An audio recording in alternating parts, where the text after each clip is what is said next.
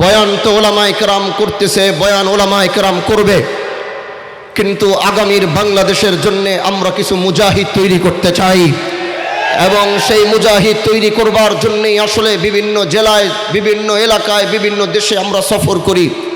কারণ আমাদের আল্লাহর দিনকে বিজয় করবার জন্যে, আল্লাহর দিনকে বিজয় করবার জন্যে, আল্লাহর দিনের চূড়ান্ত বিজয়ের জন্যে আমাদের সেই ইমানি চেতনাগুলো আবার জাগ্রত করতে হবে এবং সেই ইমানি চেতনাগুলো নিয়ে আমাদেরকে রাজপথে আবার নামতে হবে। এজন্যই আমি বিভিন্ন জায়গায় গিয়ে আমার তরুণ যুবক ভাইদেরকে আল্লাহর দিনের জন্য উজ্জীবিত করি, তাদের ইমানগুলোকে মজবুত করানোর চেষ্টা করি। এজন্য বয়ান ওলামায়ে কেরাম করবে। আমি সংক্ষিপ্ত কথা বলবো, শুনতে রাজি আছি তো ইনশাআল্লাহ? দুই হাত উঠিয়ে সর্বোচ্চ আওয়াজ দিয়ে বলেন আল্লাহু আকবার। না না না না, এই আওয়াজে তো চলবে না, আরো আওয়াজ দরকার। এগুলো আপনাদের ব্যক্তিগত আওয়াজ, এগুলো বাড়িতে দিবেন, রাস্তায় দিবেন, ঘাটে দিবেন, কিন্তু আমি আপনাদের ব্যক্তিগত আওয়াজ শুনবার জন্য আপনাদের হাতগুলো তুলে আল্লাহু আকবার বলতে বলি নাই। আমি আপনাদেরকে আপনাদের ইমানের আওয়াজগুলো শুনতে চাই। কুফরিবাদের মতবাদের সাথে থাকতে থাকতে আজ ইমানদার ইমানের আওয়াজ দেওয়া ভুলে গিয়েছে, আর ইমানদার ইমানের আওয়াজ ভুলে যাবার কারণে গোটা পৃথিবীর সমস্ত লাঞ্ছনা, সমস্ত বঞ্চনা মুসলমানের কাঁধের উপরে এসে পড়েছে। মুসলমান মাথা উঁচু করে বাঁচা ভুলে গিয়েছে। এজন্য আবার দুই হাত উঠিয়ে বলো আল্লাহু আকবার। মেরে দোস্ত, আমাদের নাম আল্লাহ পাক আমাদেরকে মুসলমান হিসেবে কবুল করেছেন। আমরা হচ্ছে মুসলমানের জাত। আর এই মুসলমানের জাত কেমন ছিল, এটা পৃথিবীর বিগত হাজার বছরের ইতিহাস যদি আপনারা ঘাটবেন, আমি হাজার বছর বাদ দিই, পৃথিবীর 1400 বছর নবী আলাইহিস সালাম পর্যন্ত, আজকের 2025 সাল পর্যন্ত এই বিগত দিনে আপনারা যদি সেই মুসলমানের ইতিহাসগুলো টান দিবেন, তাহলে দেখলে দেখা যায়, পড়লে শোনা যায়, পড়লে পড়া যায়, মুসলমান ছিল বীরের জাতি। মুসলমান কোনোদিন মাথা নত করে নাই, মুসলমান কোনোদিন আপোষ নামায় চুক্তি করে নাই, মুসলমান কোনোদিন নিজের অস্তিত্ব বিলিয়ে দেয় নাই। মুসলমান আফ্রিকা, মুসলমান স্পেনে 800 বছর মুসলমান শাসন করেছে, আফ্রিকা মুসলমান শাসন করেছে, হিন্দুস্তান মুসলমান শাসন করেছে। মুসলমান ছিল মায়ের দেওয়ার জাতি, মুসলমান মায়ের খাওয়ার জাতি ছিল না। কিন্তু আজকের এই 2025 সালে এসে যদি দেখি, তাহলে আজকে যে বীরের জাতি, বাঘের জাতি, বাঘের গর্জন দেওয়ার জাতি, আজকের এই দুনিয়া আসলে দেখি মুসলমান মায়ের দেওয়ার জাতি থেকে আজ মায়ের খাওয়ার জাতি হিসাবে পরিণত হয়েছে। যদি বলবেন কিভাবে, তাহলে বলবো আসো তোমাদেরকে এক একটা পাতায় পাতায় তোমাদেরকে ঘুরে ঘুরে দেখাই। যদি আমার বাংলাদেশের পাশে 2টি বর্ডার রয়েছে, এক হলো মায়ানমার আর এক হচ্ছে ভারত। আমি মায়ানমারকে থেকে দেখলাম কয়েক বছর আগে মায়ানমার থেকে বাংলাদেশে সেই সমস্ত মানুষরা মাথার ভিতরে হাড়ি পাতিল নিয়ে, কোলের মধ্যে সন্তান নিয়ে, নিজের মাতৃভূমি ছেড়ে, নিজের ভিটামাটি ছেড়ে, নিজের অস্তিত্ব ছেড়ে যারা বাংলাদেশে আগমন করেছে, তাদেরকে জিজ্ঞাসা করব, তোমরা কেন বাংলাদেশে আগমন করেছো? সেই মায়ানমারের ভিতরে হিন্দু জাতির বসবাস রয়েছে, মায়ানমারের মধ্যে খ্রিস্টানদের বসবাস রয়েছে, মায়ানমারদের মধ্যে বুদ্ধিস্টের বসবাস রয়েছে। যদি জিজ্ঞাসা করব, তোমরা কেন তোমাদের ভিটামাটি ছেড়েছো? জবাব একটাই আসবে, আমরা হচ্ছে মুসলমান। যদি জিজ্ঞাসা করব ভারতে, আজকে আসামে মুসলমানদের নাগরিকত্ব দেওয়া হয় না, ভোটার আইডি কার্ড দেওয়া হয় না। যদি জিজ্ঞাসা করব তোমাদের অপরাধ কি? জবাব একটাই আসবে, আমরা হচ্ছে মুসলমান। যদি ভারতের সেই কাশ্মীরে জিজ্ঞাসা করব, আজকে বছরের পর বছর তোমাদের উপর অত্যাচার করা হয়, তোমাদের অপরাধ কি? জবাব একটাই আসবে, আমরা হচ্ছে মুসলমান। যদি সিরিয়ায় জিজ্ঞাসা করব, তোমাদের উপরে এরকম হামলা কেন, তোমাদের সমস্যা কোথায়? জবাব একটাই আসবে, আমরা হচ্ছে মুসলমান। আজ যদি ফিলিস্তিনে জিজ্ঞাসা করব, আমার মা বোনদেরকে সামনে রেখে তাদেরকে লুণ্ঠন করা হয়, তাদের ইজ্জতের ভিতরে ছিনিমিনি করা হয়, তাদের সামনে তাদের বাচ্চাগুলোকে পাখির মতো গুলি করে হত্যা করা হয়। যদি জিজ্ঞাসা করব অপরাধ কি? জবাব একটাই আসবে, আমরা হচ্ছে মুসলমান। অথচ গোটা পৃথিবীর মধ্যে আমরা মায়ের খাওয়ার জাতি ছিলাম না, আমরা মায়ের দেওয়ার জাতি ছিলাম। আমাদের ইতিহাস ঘাটলে এটাই পাওয়া যায়, আমাদের ইতিহাস ঘাটলে এটাই দেখা যায়। পৃথিবী আমরা শাসন করেছি, আমাদের পায়ের নিচে আল্লাহ গোটা পৃথিবী শাসন দিয়েছিল। সেই ইউরোপ থেকে আফ্রিকা, আফ্রিকা থেকে হিন্দুস্তান, আজকের ভারতের হিন্দুত্ববাদ, তারা যে ব্যবহার আমাদের সাথে করে, তাদেরকে বলতে চাই, তোমরা ইতিহাসের পাতাগুলো ঘেটে দেখো, তোমাদের এই হিন্দুত্ববাদের অস্তিত্ব এই হিন্দুস্তানে ছিল না। হিন্দুস্তানের প্রতিটা মাটি মুসলমানের মাটি ছিল। ও বন্ধু, এবার আসি মূল আলোচনায়। তাহলে আজ আমাদের এই পরিণতি হলো কেন? কি কারণে আজ আমরা আমাদের ঐতিহ্য হারিয়েছি, অস্তিত্ব হারিয়েছি, আমাদের শক্তি হারিয়েছি? এই প্রশ্নটাই করেছিল পারস্যের রাজা, প্রধানমন্ত্রী। পারস্যের বাদশাহ জিজ্ঞাসা করেছিল, আমাদের অস্ত্র বেশি, আমাদের সেনাবাহিনী বেশি, আমাদের জনবল বেশি, তারপরেও আমরা মুসলমানের সৈনিকের সাথে যুদ্ধ করে কেন পারি না? এই প্রশ্নের জবাব আমি চাই।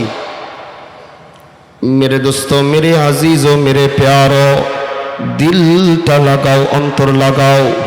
বয়ান করার জন্যে আসি নাই, ও যুবক, তোমার ঈমানগুলোকে মজবুত করার জন্য এসেছি। আল্লাহর দিনের মুজাহিদ বানাবার জন্য তোমার জন্য এসেছি। এজন্য কথাগুলো দিল লাগায়া, অন্তর লাগায়া শোনার মতো চেষ্টা করবেন। পারস্যের বাদশা একই জিজ্ঞাসা করে।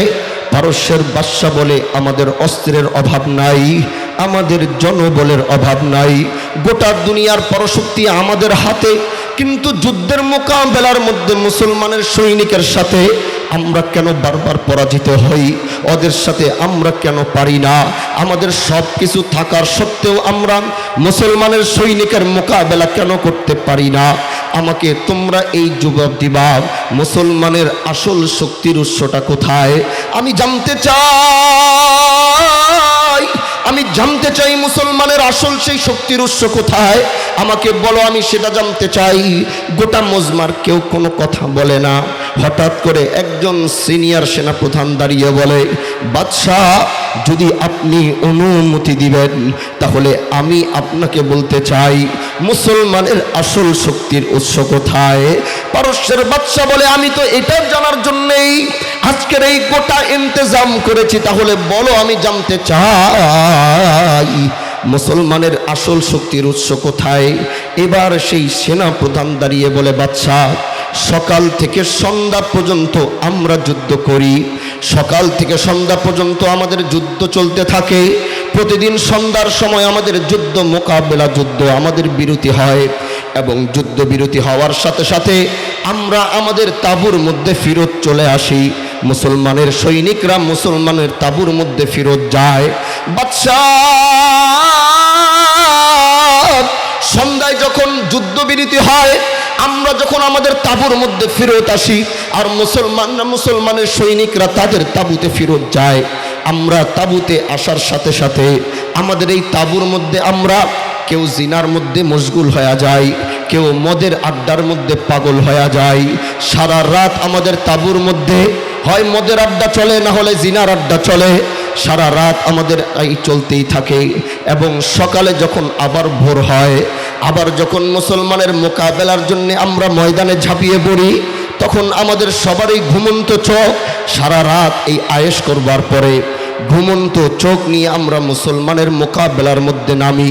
কিন্তু আমাদের প্রতিটা সৈনিকের ভিতরে মুসলমানের মোকাবেলায় সকালে নামবার পরে একটা চিন্তা বারবার থাকে, কোনোভাবেই মুসলমানের হাতে হত্যা হওয়া যাবে না, যেইভাবেই হোক নিজের জানটাকে বাঁচাইয়া আবার এই তাঁবুর মধ্যে ফিরত আসতে হবে, যেভাবেই হোক নিজেকে জানকে বাঁচাইয়া নিজের পরিবারের কাছে আবার ফিরত যাওয়া লাগবে।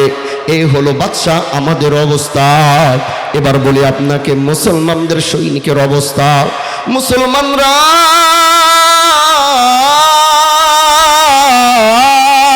মুসলমানের সৈনিকরাও আমাদের সাথে যুদ্ধ বিরতি দেওয়ার পরে তারা তাদের তাঁবুর মধ্যে ফিরত যায়।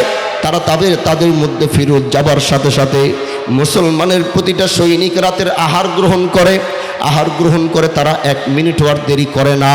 প্রতিটা মুসলমানের সৈনিক রাতের বেলা তাড়াতাড়ি ঘুমায়া যায়। রাতের প্রথম অধ্যায় তারা ঘুমিয়ে উঠবার পরে প্রতিটা মুসলমানের সৈনিক রাত্রে, মধ্যরাত্রে প্রত্যেকটা মুসলমানের সৈনিক জাগ্রত হয়, এবং প্রতিটা মুসলমানের সৈনিক জাগ্রত হয়ে তারা রাত্রেবেলা ওযু করে তারা আল্লাহ রাব্বুল আলামিনের দরবারে তারা নামাজে দাঁড়ায়া যায়। শুধু তাই না বাদশাহ,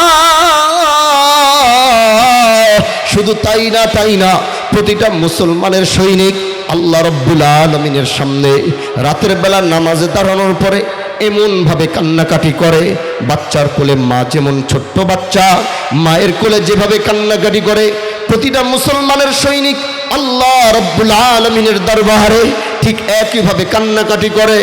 ওই তাঁবুর সামনে দিয়ে যদি কোনো আজনবী মানুষ যায় তাহলে সে মনে করবে এই তাঁবুর মধ্যে হয় ফকিরের দল, না হয় সন্ন্যাসীর দল থাকে, যারা দুনিয়াতে কান্নাকাটি করা ছাড়া আর কিছু জানে না। সারা রাত তারা আল্লাহর দরবারে নামাজ পড়ে আর এইভাবে বাচ্চার মতো কান্নাকাটি করে সকালবেলা যখন তারা আমাদের মোকাবেলা করবার জন্য আবার যখন ময়দানে নামার পরে প্রতিটা মুসলমানের সৈনিক ঘোড়ার মধ্যে যখন আরোহণ করে এবং তারা আমাদের দিকে যখন ঘোড়ার উপরে আরোহণ করে আমাদের দিকে যখন ছুটে আসে, বাদশা আপনি বিশ্বাস করবেন না, ওইরা ঘোড়ার উপরে আরোহণ করার পরে আমাদের দিকে যখন অগ্রসর হয়, ওদের চোখগুলোর দিকে তাকাইলে আপনার বিশ্বাস হবে না রাতের বেলা এই চোখ বাচ্চার মতো কান্নাকাটি করেছে। কারণ দিনের বেলায় এই চোখগুলোর দিকে তাকাইলে মনে হয় এই চোখগুলো দিয়ে আগুনের গোলা বের হইতেছে। বাদশা শুধু তাই না, আমাদের প্রতিটা সৈনিক বাঁচার জন্য লড়াই করে, আমাদের প্রতিটা সৈনিক নিজের জানকে আগে বাঁচায়, তারপরে তারা লড়াই করে। কিন্তু মুসলমানের এই সৈনিকরা তারা যুদ্ধের ময়দানে ঝাঁপিয়ে পড়ে আল্লাহর কাছে প্রথম আবেদন জানায়, হে আরশের মালিক আল্লাহ, একবার যুদ্ধের ময়দানে নামাইছো মাওলা, তোমার রাগে শহীদ হওয়ার নিয়ত করে নেমেছি। আল্লাহ এই জীবন নিয়ে আর ফেরত যাইতে চাই না, এই জীবন নিয়ে আর তাঁবুতে যাইতে চাই না, এই জীবন নিয়ে আর বাড়িতে যাইতে চাই না, এই জীবন নিয়ে আর বাবা মার কাছে যাইতে চাই না। আল্লাহ, তুমি যে জীবন দিয়েছো এই জীবন তোমার রাহে শহীদ হওয়ার জন্য নেমেছি। বাদশাহ এবার বলে, ইয়া আইয়ুহাল্লাযীনা আমানুস্তাঈনু বিস-সাবরি ওয়াস-সালাহ ইন্নাল্লাহা মা'আস-সাবিরিন। এবার ডাক দিয়া বলে, বাদশাহ এই দুইটা গুণ যতদিন মুসলমানদের মধ্যে থাকবে, এক হলো রাতের সেই কান্নাকাটি, রাতের সেই রোনাজারি, আর দিনের বেলা মুসলমান শহীদি তামান্না নিয়ে মোকাবেলা করবে, শহীদি সাহস নিয়ে নিজের জীবনকে আল্লাহর রাস্তায় বিলীন করে দেওয়ার নিয়ত করে ময়দানে যতদিন মুসলমান ধাবিত করবে, যতদিন লড়াই করবে, এই দুইটা গুণ, এক হইল রাতের কান্নাকাটি আর দুই হইল শহীদি তামান্না নিয়ে লড়াই। এই দুইটা বৈশিষ্ট্য মুসলমানদের ভিতরে যতদিন থাকবে, গোটা পৃথিবীর সুপার পাওয়ার দিয়েও যদি তাদের মোকাবেলা করা হয়, তারপরেও মুসলমানের মোকাবেলা করা সম্ভব না। কি বুঝলেন ভাই বলেন? আমাদের সেই শক্তি তো কামানের মধ্যে না, জনবলের মধ্যে না। মুসলমান পৃথিবীর ইতিহাস ঘাটলে দেখা যায় মুসলমান ওই অস্ত্রের উপরে ডিপেন্ড করে যুদ্ধ করে নাই, জনবলের উপরে ডিপেন্ড করে যুদ্ধ করে নাই। মুসলমানের এই শক্তিটা আসলো কোত্থেকে বলে, মুসলমান রাতের বেলা সেই জায়নামাজ থেকে শক্তি নিয়ে তারপরে তারা আল্লাহর দেওয়া প্রদত্ত শক্তি নিয়ে ময়দানে লড়াই করেছে। গত জুলাই আগস্টের অভ্যুত্থান যে হয়েছে, গণ অভ্যুত্থান যে হয়েছে, এই গণ অভ্যুত্থানের মধ্যে আমাদের ছাত্র ভাইরা, আমাদের যুবক ভাইরা, আমাদের এই সমস্ত শ্রেণীর মানুষরা তারা ময়দানে নেমেছে, লড়াই করেছে। কিন্তু তাদেরকেও বলতে চাই, তোমাদের এই লড়াইয়ের পিছনেও আরেক শক্তি কাজ করেছে। যদি বলবা সেই শক্তি কি, তাহলে সেই শক্তি হলো যেই সমস্ত উলামায়ে কেরামকে বছরের পর জেলের মধ্যে বন্দী করা হয়েছিল, রাতের আঁধারে তারা আল্লাহর কাছে সুপারিশ করে জায়নামাজ বুঝিয়ে তোমাদেরকে সেই শক্তি এনে দিয়েছে। বলো ঠিক কিনা? মেরে দোস্ত, উলামায়ে কেরাম, আমরা চিন্তা করেছি 16 বছর হায় হায় কেমনে যাবে। আলেমদের হাতে ডান্ডা বেরি পরিয়েছ, আলেমদের বাবার জায়নামাজের সামনে তাদেরকে ডান্ডা বেরি পরিয়ে দাঁড় করিয়েছ। 3 থেকে 4 বছর পর্যন্ত আলেমদের সন্তান থেকে বাবাকে পৃথক করেছ, স্ত্রীর থেকে পৃথক করেছ। আরে উলামায়ে কেরাম তারা তাদের শক্তি কিভাবে প্রয়োগ করেছে আল্লাহ পাক এটাই প্রমাণ করেছে। সেই জেলের মধ্যে যাও, সেই ঘোড়াগুলোর মধ্যে ঢুকো, সেই জেলের ঘরগুলো প্রমাণ করবে আলেমদের কত চোখের পানি সেই জেলের মধ্যে পড়েছে। এজন্য বন্ধু আমার, আমাদের শক্তি হলো জায়নামাজের মধ্যে। আমাদের শক্তি কোথায় ভাই? আওয়াজ করে বলেন, আমাদের শক্তি কোথায়? আমাদের শক্তি জায়নামাজের মধ্যে। এখান থেকে তুমি সিংহাসন নিয়ন্ত্রণ করতে পারবা। আল্লাহ জায়নামাজের মধ্যে এত শক্তি দিয়েছেন। আর 2 নম্বর হলো মুজাহিদি তামান্না নিয়ে ময়দানে ঝাঁপিয়ে পড়া, যেটি আজ আমাদের মধ্যে পাওয়া যায় না। মুহাম্মদ বিন কাসেম আর তৈরি হয় নাই। এরকম মুহাম্মদ বিন কাসেমের মতো আবার সেই সমস্ত যুবক দরকার যারা আল্লাহর দ্বীনের চূড়ান্ত বিজয়ের জন্য ময়দানে ঝাঁপিয়ে পড়বে তো পড়বেই, সেই ময়দান থেকে আর ফেরত আসার কোনো চিন্তা করবে না। একটি গল্প মনে পড়ে গেছে, বলবো কিনা? মেরে আজিজ, তাহলে শোনেন। এক বাঘের বাচ্চা, কথাটা খুব মনোযোগ করে শুনবেন। এক বাঘের বাচ্চা বনের ভিতরে বের হইছে। বনের ভিতরে বের হইয়া এখন আর নিজে রাস্তাঘাট হারায়া ফেলছে, এখন আর নিজের বাবা মাকে খুঁজে পায় না। কথাটা খুব মনোযোগ দিয়ে শুনবেন, খুব মনোযোগ দিয়ে শুনবেন এবং নিজের সাথে এটাকে মিলাবেন, দেখবেন এটার সাথে আপনার সম্পর্ক আছে কিনা। যে কাউরেই পায় না, এখন কি করবে চিন্তা করে, এখন তো আমি আর কাউরে পাই না, চলবো তো চলবো, কার সাথে চলবো? অনেক দূর যাওয়ার পরে দেখে কিছু ছাগলের বাচ্চা খেলাধুলা করতেছে। বাঘের বাচ্চা চিন্তা করে, বাপ মা হারাইলাম, কেউ তো আর নাই, এক কাজ করি, ছাগলের লগে গিয়ে একটু বন্ধু পাতাই, চলতে তো হবে। বাঘের বাচ্চা ঈশা ছাগলের বাচ্চার লগে বন্ধু পাতাইছে। কই, তোরা আমারে বন্ধু বানাবি? ছাগলের বাচ্চা বলে, হ্যাঁ বন্ধু বানাবো, কেন বানাবো না, আসো। এবার ছাগলের সাথে বন্ধু পাতায়া, এবার ছাগলের বাচ্চা যেখান থেকে দুধ খায়, বাঘের বাচ্চা ওই একই জায়গার থেকে দুধ খায়। ছাগলের বাচ্চা যেখান থেকে পানি খায়, ওই বাঘের বাচ্চাও গিয়ে একই জায়গার থেকে পানি খায়। এইভাবে তাদের বন্ধুত্ব চলতেছে চলতেছে, আস্তে আস্তে বড় হইতেছে বড় হইতেছে। ছাগল যখন আস্তে আস্তে বড় হয়, তখন ছাগলের কি গজায়? আপনাদের এলাকায় মনে হয় গজায় না, এর লিগে মনে হয় যায়। আপনারা তো কইতে চান না, কি ব্যাপার? আপনাদের এলাকায় কি শিং হয় না ছাগলের, নাকি নাকি এখানকার ছাগল আবার ব্যতিক্রম? সব জেলার মতোই?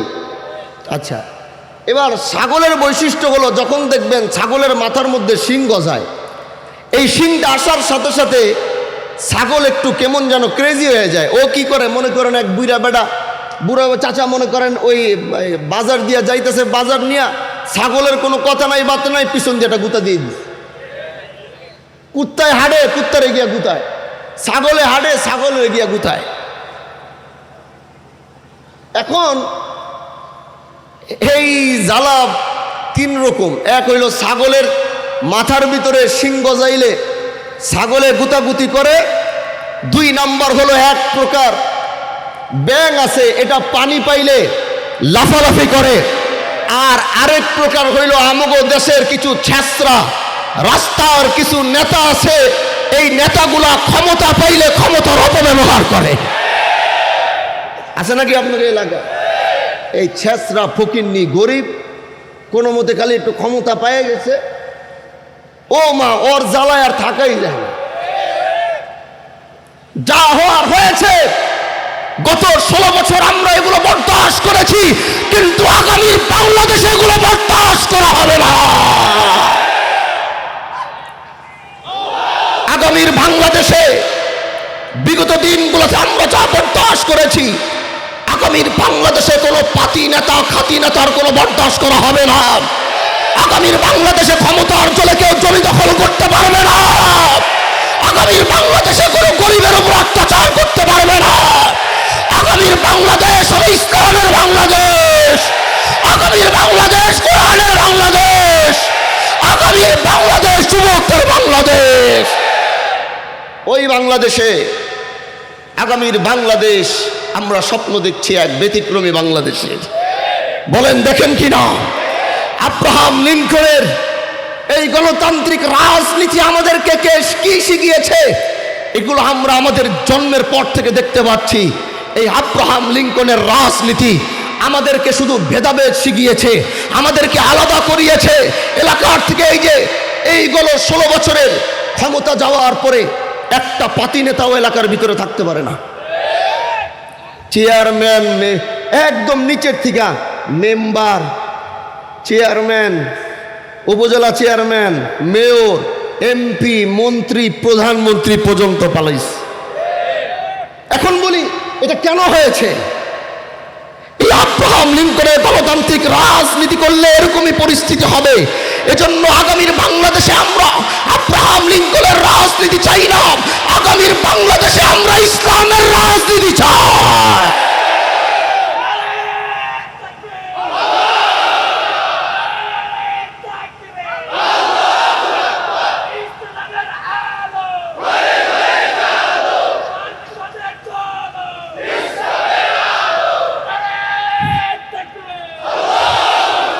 এজন্য আগামীর রাজনীতির জন্য এদেশের মানুষ তোমাদেরকে ঐক্যবদ্ধ হতে হবে।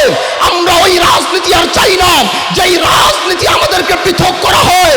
এজন্য আমরা আগামীর বাংলাদেশের স্বপ্ন দেখছি। ইনশাআল্লাহ আমাদের রক্ত গেলে আমরা রক্ত দিব, জীবন গেলে জীবন দিব, তাও বাংলাদেশের রাজনীতিতে আমরা ইসলাম দেখতে চাই। মেরে দোস্ত, এবার যে বলছিলাম মনে আছে ছাগলের মাথায় যখন গজায়, এখন ওই গিয়া খালি গুতায়।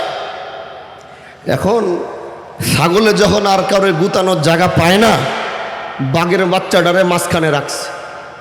তারপরে সব চারোপাশে ঘুইরা একটা বাঘের বাচ্চার পাছার মধ্যে দেয় গুতা, আরেকটা দেয় মাথার মধ্যে গুতা, আরেকটা দেয় পেটের মধ্যে গুতা। বাঘের বাচ্চা গুতা খায়া খালি জমিনের মধ্যে পড়ে আর শুধু হাই হুতাশ আর কান্নাকাটি করে আর বলে, খারা বেড়া, তগো মাথার শিংটা তো আগে আয়া পড়ছে, দেখা তোরা আমারে গুতাইতেছস, দাঁড়া দাঁড়া, আমার শিংটাও তো আইব, আমার শিংটা আহুক, তারপরে দেখবি তগো একটা একটা করে কেমনে গুতা দেই। এখন আপনারা আমাকে বলেন, পাক গুতা খায়া যেই শিংয়ের স্বপ্ন দেখছে যে তার শিং আসার পরে, শিং উঠবার পরে তারপরে সে এক একটা ছাগলকে গুতা দিবে, আল্লাহ রাব্বুল আলামিন কি বাঘের এই স্বপ্ন পূরণ করবে? কারণ বাঘের শক্তি কি তার শিংয়ের মধ্যে আছে?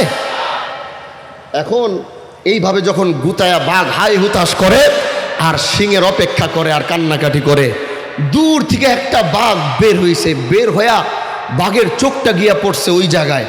বাঘে দেখে যে বাঘরে মাঝখানে রাখা ছাগলরে বাঘে গুতাইতেছে, মানে ছাগলে বাঘরে গুতাইতেছে। ওই বাঘ চিন্তা করে, কিরে আমি কি এই দুনিয়ায় আছি না অন্য দুনিয়ায় গেছি, কোন দুনিয়ায় এলাম? বাঘরে বলে ছাগলে গুতা, বাঘরে নিয়ে বলে ছাগলে মস্কারা করে, কোন দুনিয়ায় আইছি? ওর মাথা কাজ করে না। কিন্তু আজ বাঘ কি করবে? আজকে বাঘ ছাগল শিকার করবার জন্য নয়, আজকে বাঘের স্বজাতির ইজ্জত রক্ষা করবার জন্য বাঘ হুঙ্কার দিল একটা। বাঘের হুঙ্কার শোনার পরে আকাশ, যারা বাঘের হুঙ্কার শুনেছেন তারা জানেন বাঘের হুঙ্কারে পাহাড় পর্বত পর্যন্ত থরথর করে কাঁপতে থাকে। বাঘ যখন ওইখান থেকে দাঁড়িয়ে একটা হুঙ্কার দিয়েছে, সেই হুঙ্কারের সাথে সাথে ছাগলের বাচ্চা আর কি দাঁড়াইব, একটার উপর দিয়া আরেকটা কেমনে পালাইব, রাস্তার খুঁজে পায় না। কারণ বাঘ আজকে শিকার করার জন্য হুঙ্কার দেয় নাই, নিজের স্বজাতির ইজ্জত রক্ষা করবার জন্যে আজকে বাঘ হুঙ্কার দিয়েছে। এখন ছাগলে যখন বাঘের হুঙ্কার শুইরা পালানো শুরু করছে, এবার দেখে ছাগলের লগই বাঘের বাচ্চাও পালাইতেছে। বাঘ কয়, কিরে ছাগল যাইব এটাই স্বাভাবিক, এই বাঘের বাচ্চা এটা দৌড়াই কিনলি গিয়া, দৌড়া গিয়া পিছন দিয়ে ঘাটটা ধরে আটকাইছে। আটকায় কয়, বেটা তুই দৌড় দেস কেন?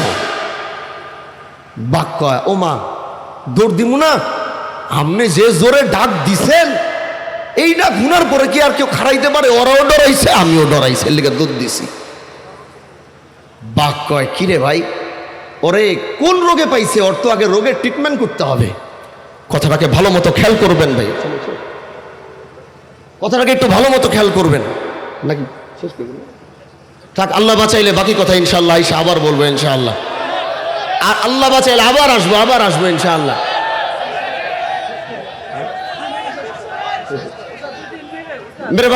মেরে ভাই শোনে, আরে এই জজবাটা ইসলামের জন্য চাই, থাকবে তো ইনশাআল্লাহ।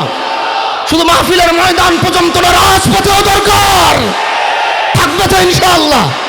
মেরে আজিজ, যেটি বলছিলাম এখন বাঘের বাচ্চা কয় ওরাও ডরাইছে আমিও ডরাইছি, এখন বাঘ কয় ওরে কোন রোগে পাইছে।